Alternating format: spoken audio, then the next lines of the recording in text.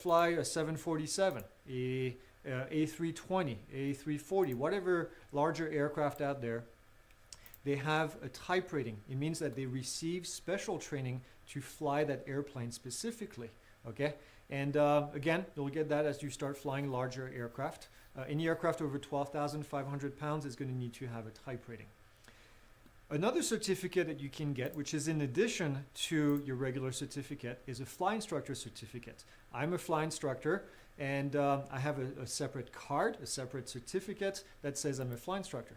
Before you become a fly instructor, you have to be a commercial pilot. So commercial pilot, then you can add a fly instructor certificate to your list, and that's basically just another card from the FAA that says you can teach people like I'm doing in our courses at Pilot Institute. Another certificate that you can get, a third card, is going to be your remote pilot certificate. And remote pilot is if you want to fly a UAS or drones for commercial purposes, then you need to get what's called a remote pilot certificate. I also have one of these. I also teach classes on how to do this at Pilot Institute, and it's just another way to be involved with aviation. Now, at the very end of this, and this is where it can get confusing, not complicated, just confusing, is there are different levels where you can get your licenses. I don't want to go into too crazy of terms, but you can get a single engine certificate, or you can get a multi-engine certificate. For example, when you start your flight training, you're going to be flying in a small airplane with only one engine. This is called single engine. So when you get your license, your private pilot license, you will get it as private pilot license, single engine. It means that if somebody has an airplane that has two engines and you want to fly it, you can't, because you are not trained to fly in a multi-engine airplane. So you can add that. Most people will add the multi-engine rating when they get to the commercial level. So they'll get a commercial single and then a commercial multi-engine, or sometimes they get a commercial multi-engine and a commercial single engine. So on top of all this, we have land versus sea. So I'll give you an example. I have a commercial pilot certificate with single and multi-engine land, because I can fly airplane that land at an airport. I do not have a seaplane certificate, so I cannot go and fly an airplane that lands on lakes or on a river, on a creek, or in the ocean. All right, so that's a separate rating that I do not have. If I wanted to, I could go get the training and then add it to my certificate. But single engine land, multi-engine land, single engine sea, multi-engine sea. Those are the different types of rating you can get for airplane. There are also people out there that fly. Most people will add the multi-engine rating when they get to the complicated, just confusing, is there are different levels where you can get your licenses. I don't want to go into too crazy of terms, but you can get a single engine certificate, or you can get a multi-engine certificate. For example, when you start your flight training, you're going to be flying in a small airplane with only one engine. This is called single engine. So when you get your license, your private pilot license, you will get it as private pilot license, single engine. It means that if somebody has an airplane that has two engines and you want to fly it, you can't, because you are not trained to fly in a multi-engine airplane. So you can add that. Most people will add the multi-engine rating when they get to the commercial level. So they'll get a commercial single and then a commercial multi-engine, or sometimes they get a commercial multi-engine and a commercial single engine.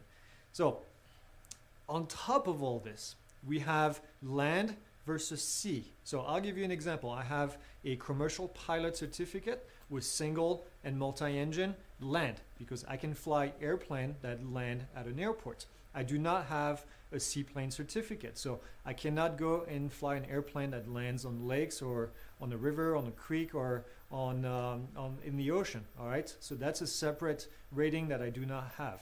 If I wanted to, I could go get the training and then add it to my certificate. But single engine land, multi-engine land, single engine sea, multi-engine sea. Those are the different types of rating you can get for airplane. There are also people out there that fly helicopters. I can't fly a helicopter because I didn't get the training, but then I would get a rotorcraft license with a helicopter rating on it that tells me I can basically fly helicopters. So now you can kind of try to understand the different certificates and then the ratings that get added to it. For you, more than likely, if you want to do this for fun, you'll get a private pilot, single engine, land, okay? And then as you get more experience, maybe you want to add a private pilot multi-engine land if you want to do this for fun. If you want to make a career out of it, you're going to have to get a commercial pilot, single and multi-engine, land in most cases. This is what most people will do to fly for the airlines. And then eventually they'll get an ATP to fly for the airlines. I hope this is not too confusing. If it is, please leave a comment in the video and I'll be happy to guide you and provide you more information. But this is kind of the big idea with all these different certificates. So let's go ahead and talk about medical certificates in the next video. This is the one that's going to tell me if I can or can't. We've talked about medical certificates a little bit already. You want to become a private pilot, a recreational pilot. Actually, it starts there. Recreational, private, commercial, ATP. All these are going to require to have a medical certificate. And these medical certificates are issued by not just any doctor, but they're issued by an aviation medical examiner. We call them AME. And the FAA has a website, I'm going to put it down here, where you can basically go find a medical examiner near you, and then they'll be able to give you a medical certificate. Now there's 3 different classes, we call them classes. There's a first class, a second class, and a third class medical certificate. And this is where it somewhat gets a little bit confusing. So let me start actually with the bottom, with a third class medical certificate. If you want to be a recreational pilot or a private pilot, you need to at least have a third class medical certificate. Now these medical certificates are good for a certain amount of time. And if you're under 40 years old, then that medical certificate is going to be good for 60 months, 5 years. If you're over 40 years old, it's going to be good for 2 years. The third class, like I said, is only required if you're going to be flying as a private and as a recreational pilot. If you want to fly as a commercial pilot, then you need to get a second class medical certificate. The second class medical certificate is good for 12 months for everyone, regardless of who you are. It's only required if you're going to be operating as a commercial pilot. If you want to exercise the privileges of the commercial pilot certificate, aka if you want to get paid. Otherwise, all you need is to have a third class medical certificate. Now, here's the trick. The FAA says that a second class medical certificate is also valid as a third class medical certificate. I'll give you an example. Let's say that you are a commercial pilot. You fly for an outfit that flies at the Grand Canyon. And for that amount of time that your second class medical certificate is valid for, then you can fly for them legally because now you're getting paid to fly. Once that is expired, once the second class medical certificate is expired, it is still valid as a third class medical certificate. So you can still fly for fun, and if you quit your job with the Grand Canyon operator, then you can still fly for fun as a third class medical certificate as a private pilot using the same certificate, because that certificate is good as a second class and also as a third class. I know it can get confusing to students, but just imagine that the higher level certificate is also valid as a lower level certificate when it expires as the higher level. Which would make sense. First class medical certificate. This is what we're going to use for ATP privileges. If you want to be an airline transport pilot, then you need to have a first class medical certificate. Less than 40, it's going to be valid for 12 calendar months, 1 year. And if you're over 40, it's going to be good for 6 months. Again, once it expires, then it's also valid as a second class or as a third class medical certificate. So a question that I get a lot from students is, what should I get? First, second, or third class? I don't want to get a first class because it's eventually going to expire. Well, it doesn't really. So my recommendation is as follows. If you are interested in just doing this for fun, only becoming a private pilot, maybe add an instrument rating, just get a third class medical certificate. That's it.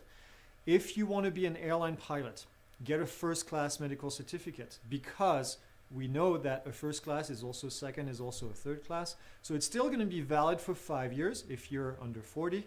And then in this case, you can still use it. Here's why I recommend that you do this, is because when they test you, it's harder to get a first class medical certificate. So when they test you, they're going to make sure that you're not going to fail. If you fail a first class medical certificate, then you can never become an airline pilot. In this case, you've saved thousands and thousands of dollars because you realize that, well, you just can't make it happen.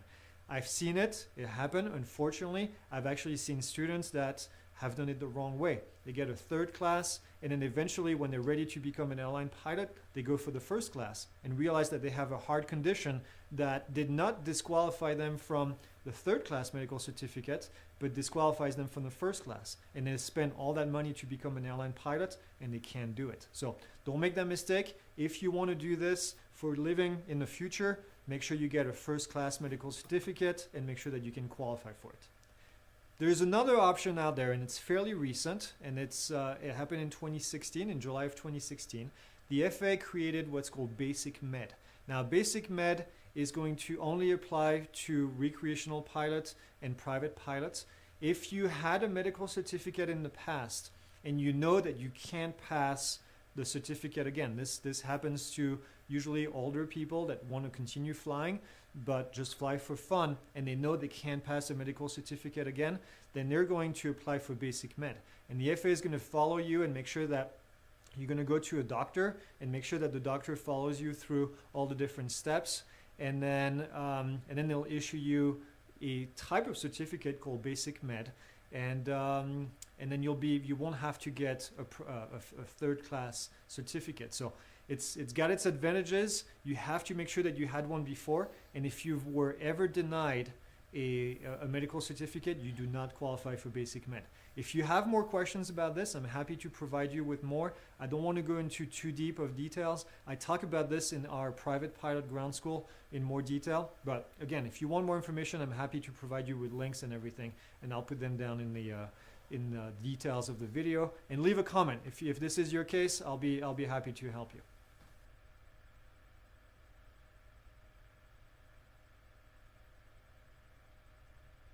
So we talked about the first step being private pilot. So I'm going to make this course around becoming a private pilot. Now the process is going to be pretty much the same if you want to become a commercial pilot or even an airline transport pilot. These steps are also going to apply. When you want to become a private pilot, you're going to have to do two things. You're going to have to receive ground training, and you're going to have to receive flight training. The ground training is going to be done through a ground school. The ground school is going to help you pass what we call the aeronautical knowledge test.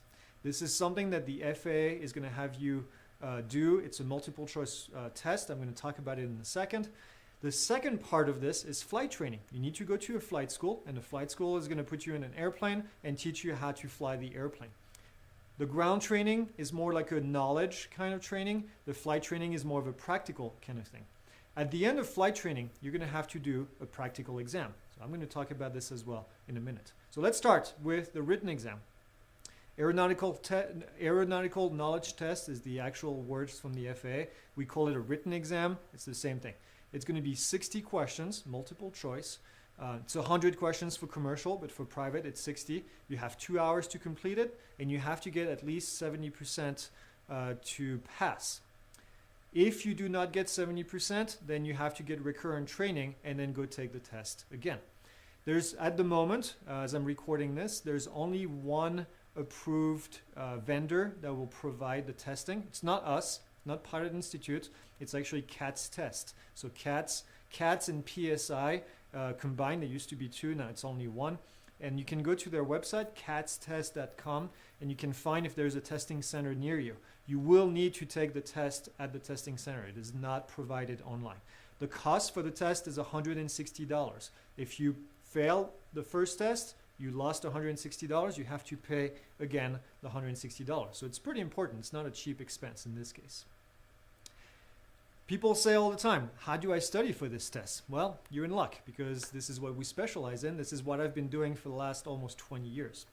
There's 4 different ways that you can study for the written exam. First one is to self-study. Now I'm going to skip this one very quickly because I've never met anyone in my life that has passed a written exam by self-studying. I'm not saying they're not out there, but it's extremely difficult. There's a lot of documentation to go through, and there's a lot of things that you have to know what you're looking for. So it's not easy, and it's very time-consuming. The next way you can do the written exam or train for the written exam is by doing an in-person class. This is something that's offered usually by flight schools. They meet in the evening during the week, and it's a 2, 3, 4-hour session where you're going to learn about a specific topic. I've done this. I used to do this as a flight instructor, as a ground instructor in this case, for flight school, and we'd do it on Wednesdays and Fridays, and we would do it at 6 p.m. in the evening, so people that were working could come in and do the test, and we would do it for 3 hours in a row. Another way that you can study for this is doing one-on-one training with a flight instructor. I've done that also with my students, and not something that I really enjoy because it's just very time consuming, and I'll tell you in a minute the advantages and the disadvantages of doing this. And the last way is to do an online ground school. Now this is what we specialize in. This is what I do, what I recorded these courses. This is the reason why I recorded these courses is because I think it's actually the most efficient way of learning. Now I'm biased obviously, but again, I've been doing this for a long time. Let's talk about the advantages. Advantages of doing this either in students, and not something that I really enjoy because it's just very time consuming, and I'll tell you in a minute the advantages and the disadvantages of doing this. And the last way is to do an online ground school. Now this is what we specialize in. This is what I do, what I recorded these courses. This is the reason why I recorded these courses is because I think it's actually the most efficient way of learning. Now I'm biased obviously, but again, I've been doing this for a long time.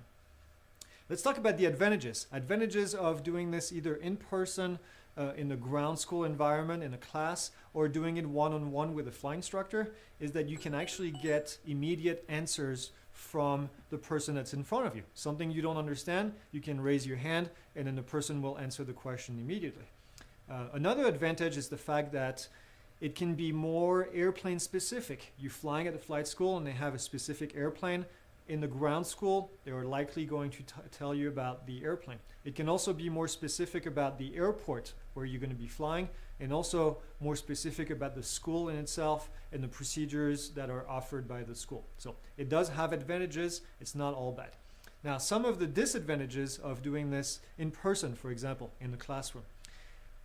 The downside, the major downside that I've seen is the fact that you have to basically follow the schedule that's given to you. Okay, if these ground schools are done in the evening and one night you don't want to go, you're missing basically that entire session, and then you're going to have to either make it up or do it yourself in self-study, or even pay a flight instructor to do it again. So not the best in this case. Also, another disadvantage is you can't rewind, you can't pause, and you can't basically just review the information again because, well, the person is talking in front of you, and if you're not taking notes, then you're basically losing the knowledge that was in there. So also you can't stop. If you're being overwhelmed, if you had a long day in the office and you're going into the ground school, then all of a sudden, if there's just too much information, you're falling asleep. I've had students fall asleep in class, not because of me, I hope, but just because they're tired. I mean, it happens at the end of a day or right after lunch, whatever it is, then it becomes an issue. So that's the main disadvantage with doing it with a ground school in a classroom. You could do it one-on-one. The big disadvantage of the one-on-one is the cost. A flight instructor is about $60 to $70 an hour that you're going to pay. Our ground school, for example, is 35 hours. So 35 hours at this price is a little over $2,000. You're going to spend over $2,000 for one-on-one flight training with a flight instructor.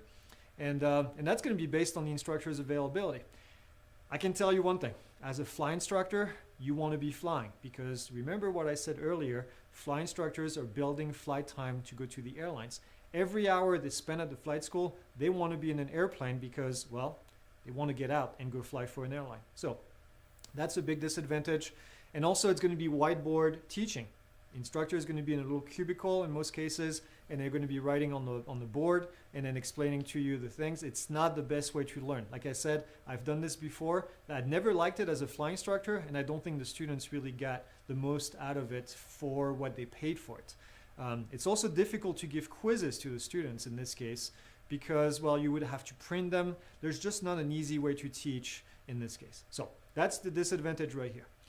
Talking about ground schools, online ground schools like what we do at Pilot Institute, usually a lot cheaper. We charge, in this case, a one-time fee, and that's it. That's all you have to pay, and then you have access to the content forever. It's a lifetime access, which again is in your advantage because you can go back anytime you want. You can watch the videos as many times as you want and also from anywhere. If you're at home, if you're in the bus, if you're in an airplane, in a train, well, it doesn't matter where you are. You can actually watch the videos from there. You can also get free support. We do not charge extra to help our students. So if you have a question, you just leave it right there and then we're going to respond. Like I said, you can use this several months later if you have a refresher, even 2 years down the road. You haven't flown in a while and you want to get a refresher, we keep our courses up to date. And not just us, actually any online ground school out there, I hope, are keeping their courses up to date. So this is a good way to do this and stay up to date with the information. Also, we have a ton of quizzes available, all right? In the private pilot, we have over 800 questions that you can use to quiz yourself. So that's a big plus. And not only that, but you have access to our community where we have thousands of students in the course. And if you want to share information, if you want to sell something, if you want to buy something, any supplies, then you can do it through the community. So those are the big advantages. There are disadvantages, and quite frankly, not a whole lot of them, but the biggest one is if you want an immediate answer, then it's going to be a little bit harder. It takes us a few hours to reply to comments. So that's the downside right here. If you want an answer, a question answered immediately, then it's going to take a little bit longer.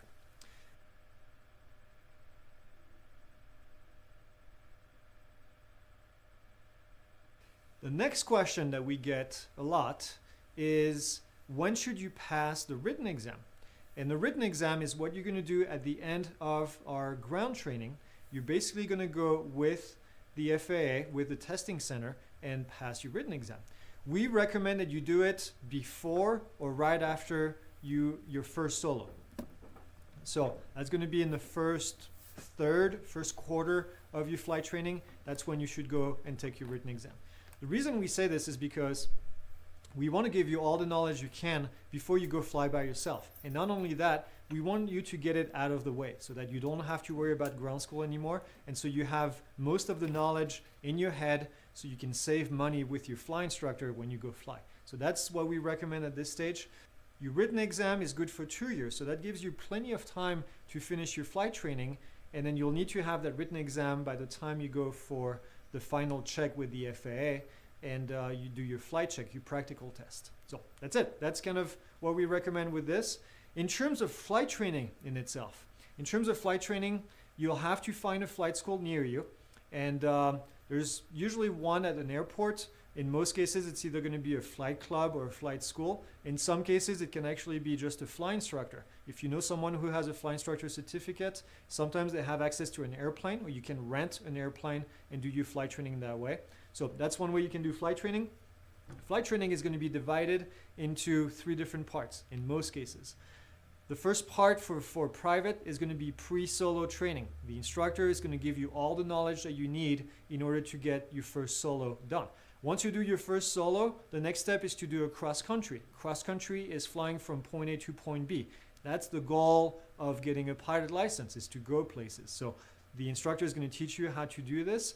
And then at the very end, the last stage is going to get you ready for your final exam to go with the FAA and get your certificate. Speaking of your final exam, your practical test is at the very end of training. This is what's going to get you your license. Think about your driver's test when you were getting your license to drive your car. That's kind of the same thing here.